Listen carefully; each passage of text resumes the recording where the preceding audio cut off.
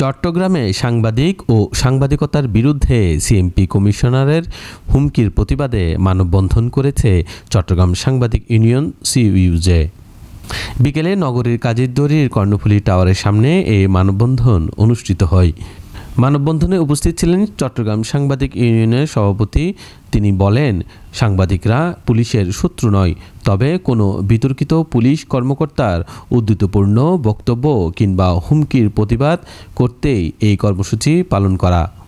তিনি আরও বলেন, আমরা পুলিশ বাহিনীর বিরুদ্ধে দাঁড়াইনি, আমরা দাঁড়িয়েছি আমাদের সহযোদ্ধাদের বিরুদ্ধে দেওয়া এক বিতর্কিত পুলিশের উদ্ধৃত মন্তব্য ও হুমকির প্রতিবাদে। পুলিশ বাহিনীর বিরুদ্ধে আমরা দাঁড়াইনি, আমরা দাঁড়িয়েছি আমাদের সহযোদ্ধার বিরুদ্ধে একজন বিতর্কিত পুলিশ কর্মকর্তার উদ্ধত্যপূর্ণ বিবৃতি বা হুমকির প্রতিবাদে। মানববন্ধনে বক্তারা এই ঘটনা তীব্র নিন্দা জানান।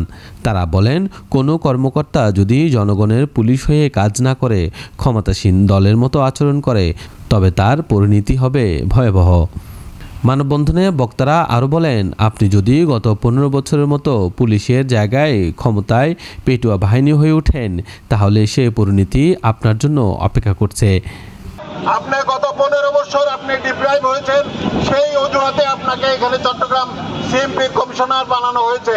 তো সেই চিন্তা থেকে আপনাকে মনে করা উচিত যে আপনিও যদি আগামী বিগত 15 বছরের সেই পুলিশের আচরণ যদি আবার এখানে শুরু করেন, তাহলে আপনার ভবিষ্যৎ সেই বিগত সরকারের সেই পেটোয়া বাহিনীর মতোই আপনাকে পরিণতি ভোগ করতে হবে। বক্তারা আরও বলেন, সাংবাদিকরা দুর্নীতি ও অনিয়মের বিরুদ্ধে প্রতিবাদ করে আসছে এবং ভবিষ্যতেও করবে। পুলিশকে জনগণের আস্থা অর্জনে দায়িত্বশীল ভূমিকা রাখতে হবে।